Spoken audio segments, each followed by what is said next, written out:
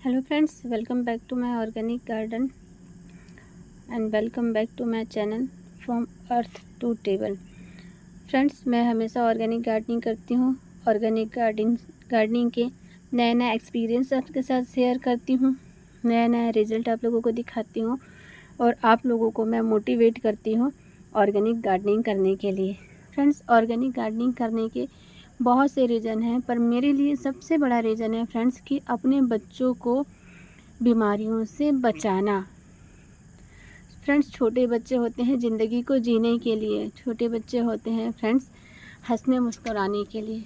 बच्चे होते हैं फूलों की तरह मासूम और नाजुक। उन्हें मौका मिलना चाहिए खेलने कूदने का, अपने आप को, अपने बचपन को एंजॉय करने का। ये नहीं कि बच्चे बस बेचारे बार बार हॉस्पिटल जाते रहें, दवाइयों का सहारा लेके जीते रहें। ये सब मेरे सहन शक्ति के बाहर है। जब भी मैं हॉस्पिटल जाती हूँ और बच्चों को देखती हूँ अलग अलग बीमारियों से स्ट्रगल करते हुए, मुझे ऐसा लगता है कि मैं अपनी सारी एनर्जी इन बच्चों को बचाने के लिए लगा दूँ। ये दवाइयाँ ना खाएं, इन्हें हॉस्पिटल ना जाना पड़े, यही मेरी इच्छा है। पर फ्रेंड्स, ये मेरे लिए पॉसिबल नहीं है कि मैं हर बच्चे को बीमारी मुक्त रख सकूं। पर मैं अपने बच्चों को तो रख ही सकती हूँ और मेरे बच्चे हैं ही हैं, ऊपर वाले की कृपा है और ऑर्गेनिक गार्डनिंग की वजह से। तो फ्रेंड्स, मैं यही चाहती हूँ कि अपने बच्चों को बचाने के लिए हर किसी को ऑर्गेनिक गार्डनिंग करनी चाहिए। अरे ज़्यादा नहीं तो इतना तो कर लीजिए कि कम से कम 1-2 सलाद के पौधे ही लगा दीजिए। मैं ककड़ी लगाती हूँ, खीरा लगाती हूँ, गाजर, मूली, चुकंदर सब कुछ लगाती हूँ। पर जिन्हें शुरुआत करनी है वो खीरा से कर लीजिए, क्योंकि मानसून आ रहा है। मानसून में खीरा बड़े आसानी से उग जाता है, तो खीरा लगा लीजिए। खीरा के लिए आपको 24 बाय 24 का कंटेनर लगेगा, उसमें आप लगाइएगा। अब आते हैं आज के टॉपिक पे। तो मेरा आज का टॉपिक है ये। अब ये क्या है? ये है प्याज के छिलकों का पानी, अनियन पील फर्टिलाइज़र। मैंने इसे बनाया फ्रेंड्स प्याज के छिलकों से। उसको बनाने का प्रोसेस ये था कि मैंने आधा मग, एक मेरा डब्बा था, कंटेनर था, उसमें मैंने आधा कंटेनर छिलके भरा और पूरा पानी भर दिया मैंने और एयर टाइट करके उसे मैंने रख दिया। अब मैं चाहती तो उसे 24 आवर्स में भी यूज़ कर सकती थी, पर इसे मैंने रखा 4 दिन। अगर मैं 24 आवर्स में यूज़ करती तो मुझे 1 मग पानी में 4 मग साफ़ पानी मिलाना था, पर मैंने 4 डेज़ में 4 दिनों में इसे यूज़ किया। तो मैंने 1 मग, ये जो प्याज को छानने के बाद जो 1 मग पानी निकला, उसे मैंने सादा पानी, प्लेन वाटर 7 मग मिलाया। 7 से 8 मग मिला सकते हैं क्योंकि 4 दिन रखा। तो इसमें फ्रेंड्स 1 मग प्याज का पानी है और 7 मग सादा पानी है। अब इसे मैं कहाँ कहाँ यूज़ करूँगी? तो फ्रेंड्स, मैं इसे अडेनियम में यूज़ करूँगी, मैं गुड़हल में यूज़ करूँगी। मेरा कहने का मतलब है कि मैं इसे फूलों में, फलों में, सब्जियों में, ऑर्नामेंटल प्लांट्स में, इंडोर प्लांट्स में, आउटडोर प्लांट्स में, सब जगह मैं इसे यूज़ करने वाली हूँ। तो फ्रेंड्स, मैं ऑलरेडी वीडियो बना चुकी हूँ, इसके बाद मैं ऐड करके उसे पोस्ट कर दूँगी। मैं ऑर्नामेंटल प्लांट्स में डाल के आ चुकी हूँ, जो नीचे मेरे पोट्स में रखे हुए। अभी मैं आपको दिखाती हूँ बाकी के प्लांट्स में डालने का प्रोसेस।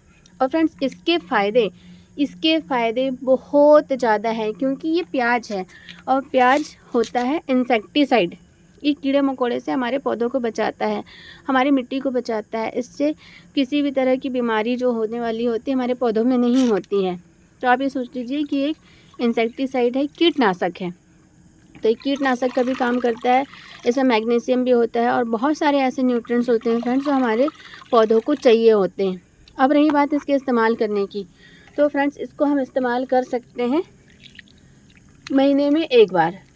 और एक बात मैं बता दूं कि ये लीफी वेजिटेबल जो होती हैं उनका तो टॉनिक होता है। तो लीफी वेजिटेबल में इसे ज़रूर डालिए।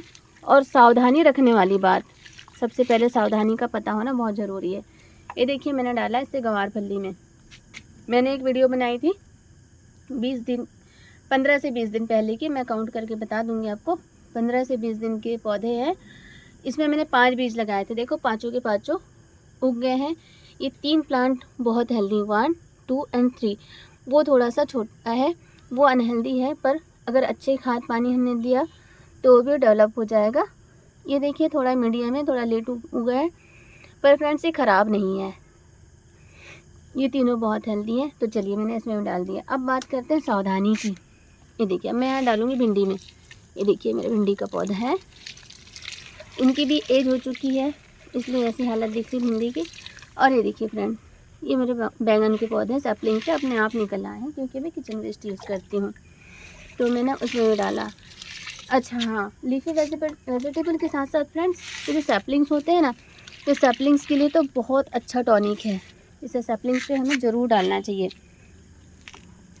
चलिए बात में मैं भूल जाऊँ, इससे पहले मैं आप लोगों को सावधानी बता दूँ।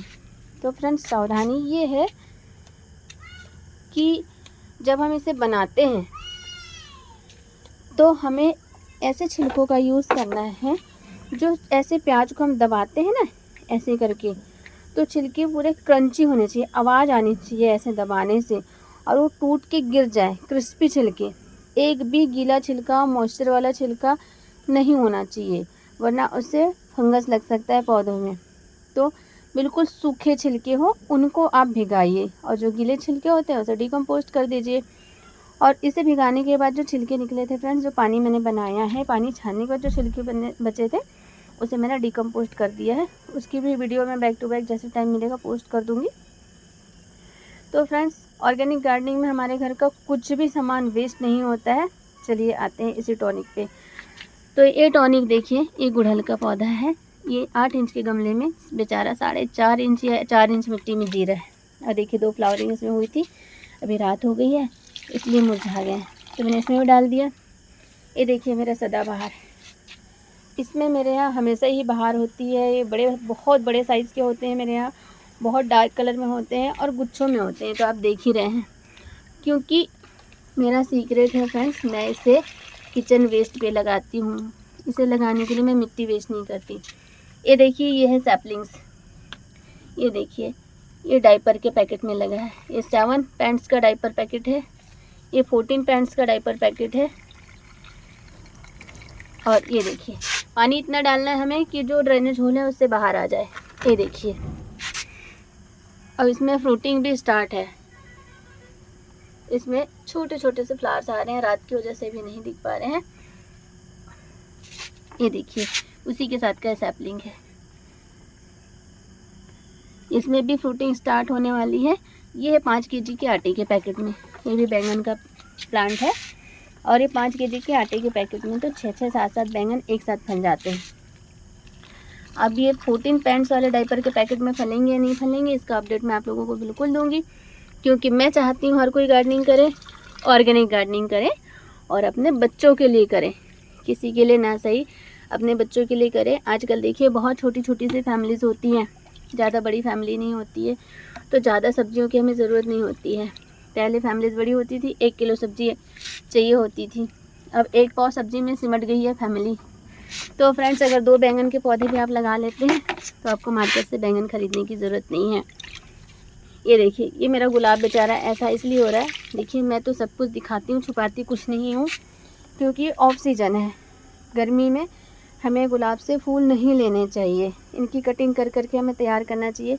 पर फ्रेंड्स मेरे यहाँ 400 से भी ज़्यादा प्लांट्स हैं और मेरा बेटा 4+ है, तो मुझे थोड़ा टाइम कम मिल पाता है। और इस बदनसीब गुलाब के पौधे को तो बिल्कुल भी टाइम नहीं मिल पा रहा है कि मैं इसकी कटिंग कर पाऊँ, पर मैं बहुत जल्द इसकी कटिंग करूँगी। और ये देखिए ये इधर एक सदाबहार है, और ये जो घास दिख रही है ना ये दूब है, इसे मैंने पूजा के पर्पज़ से इसमें फूल के साथ ही लगा के रखा हुआ है। तो ये देखिए यहाँ भी डाल देते हैं।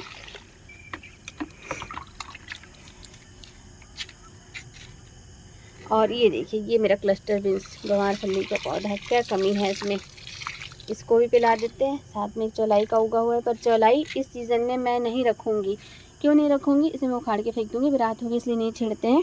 चलिए बताऊँ चौलाई क्यों नहीं रखूँगी, क्योंकि ये सीज़न ऐसा है कि इसमें बहुत जल्दी जल्दी कीड़े लगते हैं, और हरी पत्तेदार सब्जियों में तो बहुत ज़्यादा कीड़े लगते हैं। तो हरी पत्तेदार सब्जियों को अगर आप लगा रहे हैं तो उसे सेपरेट कंटेनर में लगाइए। टाइम टाइम पे नीम ऑयल का स्प्रे कीजिए, क्योंकि ये समय ऐसा नहीं है कि आप अपने पौधों को वॉश कर सकेंगे। ऑलरेडी बारिश की वजह से हमारे गमलों की कंटेनर की मिट्टी गीली रह रही है, तो हम वॉश करके काम नहीं चला सकते हैं। तो नीम ऑयल का स्प्रे कीजिए, और बस कुछ ही दिन अभी लीफी वेजिटेबल्स रखिए। बरसात में लीफी वेजिटेबल्स मत रखिए, उनमें बहुत सूक्ष्म जीवाणु कीड़े मकोड़े हो जाते हैं जो हमारी सेहत के लिए बिल्कुल ठीक नहीं है। तो लीफी वेजिटेबल मत लगाइए, बस अभी कुछ ही दिन यूज़ कर लीजिए, 10-12 दिन, उससे ज़्यादा मत कीजिएगा। फिर विंटर में लगाइए लीफी वेजिटेबल फ्रेंड्स। और प्लीज़ बार बार कह रही हूँ, ऑर्गेनिक गार्डनिंग कीजिए, बैंगन लगाइए, खीरा लगाइए, कुछ ऐसे पौधे लगाइए जिन्हें लगाना आसान है। ये देखिए, ये है मेरा लॉन्ग बीन्स, इसमें भी लगा देते हैं। ये देखिए कैसे चढ़ रही है बेल। और फ्रेंड्स देखिए, मैं आप लोगों को एक जेन्युइन चीज़ बताती हूँ। ये देखिए, हवा के थपेड़ों से क्या हाल हो रखा है, जो रात को तेज़ आंधी आ रखी है। और ये देखिए, ये बैंगन, इसमें भी डाल देते हैं थोड़ा सा, इतना सफिशिएंट नहीं होगा, पर मैं आपको ये दिखाना चाहती हूँ कि मैं इसे कहाँ कहाँ डालती हूँ। ये देखिए, ये मेरे अनार में फ्रूटिंग हो रही है। ये देखिए कितना प्यारा सा फल लगा हुआ है, ये प्यारे प्यारे से फूल लगे हुए हैं अनार में, है ना। तो इसमें भी डाल देते हैं। इससे तो बेचारे को बहुत ज़्यादा ज़रूरी है, क्योंकि ये फ्रूटिंग कंडीशन में है, फ्रूटिंग स्टेज में है। चलिए एक और काम की बात बता देती हूँ, जो मैं हर वीडियोज़ में बताती हूँ, पर हर वीडियो को मेरा हर सब्सक्राइबर नहीं देख सकता, हर व्यूवर नहीं देख सकता। तो फ्रेंड्स, जब हम गार्डनिंग स्टार्ट करते हैं, कोई भी काम, अगर हम साइकिल पे चलाना शुरू कर रहे हैं तो स्टार्टिंग में बड़ा मुश्किल होता है, बड़े जोखिम उठाने पड़ते हैं, बहुत जगह हड्डियाँ टूटती हैं, चमड़ी छिलती है, ब्लड निकलता है ना, बड़ा मुश्किल लगता है, बड़ा पैनिक होता है, कभी कभी इम्पॉसिबल भी लगता है। तो फ्रेंड्स, गार्डनिंग भी ऐसी ही चीज़ है, कभी कभी बहुत इम्पॉसिबल लगती है कि क्या होगा, कैसे होगा। शुरू में फ्रूटिंग नहीं हो पाती है, कीड़े लगते हैं। लेकिन फ्रेंड्स, मेरा ज़्यादा लंबा टाइम नहीं हुआ है गार्डनिंग करते करते। मैं सिर्फ जनवरी 2024, पिछले साल, अभी 25 चल रहा है, हाँ यस, मैं 22 जनवरी 2024 से मैंने गार्डनिंग स्टार्ट किया है। उस दिन से किया है जिस दिन अयोध्या में राम मंदिर स्थापना हुई थी, राम मूर्ति की स्थापना हुई थी, उस दिन से मेरी गार्डनिंग स्टार्ट हुई फ्रेंड्स। तो 1.5 साल में मेरी मिट्टी इतनी हेल्दी हो गई है, इतनी हेल्दी हो गई कि मैं सोच भी नहीं सकती थी कि मेरी मिट्टी बिल्कुल भी कीड़ों से मुक्त हो जाएगी, बीमारियों से मुक्त हो जाएगी, और मैं जो लगाऊंगी वही बहुत अच्छे से फल जाएगा, बहुत अच्छी मुझे फ्रूटिंग देगा। मैं कहती हूँ मेरी मिट्टी तो जादू है। और ये जादू हुआ है friends kitchen waste, garden waste और ऑर्गेनिक से। ये होता है कि हमारी मिट्टी की ताकत बढ़ते जाती है, और केमिकल से होता है कि हमारी मिट्टी धीरे धीरे कमज़ोर पड़ते जाती है, और एक समय आने पे वो डेड हो जाती है। इसलिए फ्रेंड्स, मैं ऑर्गेनिक गार्डनिंग करती हूँ, और मैं बता रही हूँ आपको, फिर से बोल रही हूँ, जब आप करेंगे तो आपको कुछ ही दिन मुश्किल लगेगा। अगर मुश्किलों से बचना है तो जो मेरा सॉइल मिक्सचर का फॉर्मूला है फ्रेंड्स, वो यूज़ कर लीजिए। अदरवाइज़ आप किचन वेस्ट से स्टार्ट कीजिए, थोड़ी मुश्किल आएंगी, उसके बाद सब कुछ इतना आसान हो जाएगा कि खाना बनाने से भी ज़्यादा आसान हो जाएगा सब्जियां उगाना। तो फ्रेंड्स, वीडियो काफ़ी लंबी हो रही है, बाकी की जानकारी मैं नेक्स्ट वीडियो में दूंगी। अगर वीडियो पसंद आए तो लाइक कीजिए, शेयर कीजिए, चैनल को सब्सक्राइब कीजिए। गार्डनिंग रिलेटेड कोई भी जानकारी आप लोगों को चाहिए तो मुझसे पूछिए, मैं टाइम निकाल के ज़रूर आप लोगों को गार्डनिंग की जानकारी दूंगी, क्योंकि मैं चाहती हूँ देश का हर एक बच्चा स्वस्थ रहे, और हर एक बुज़ुर्ग अपने जीवन का अंतिम समय घूमते फिरते निकाले, ना कि हॉस्पिटलों की चक्कर लगा के, दवाइयों पे डिपेंड होके, और बिस्तर में पड़े पड़े भगवान को याद कर करके। फ्रेंड्स, ये बहुत बड़ी फीलिंग है कि कोई बीमार ना रहे, हर कोई खुशी खुशी जिए। तो इसको समझिए और प्लीज़ ऑर्गेनिक गार्डनिंग कीजिए। See you in the next video.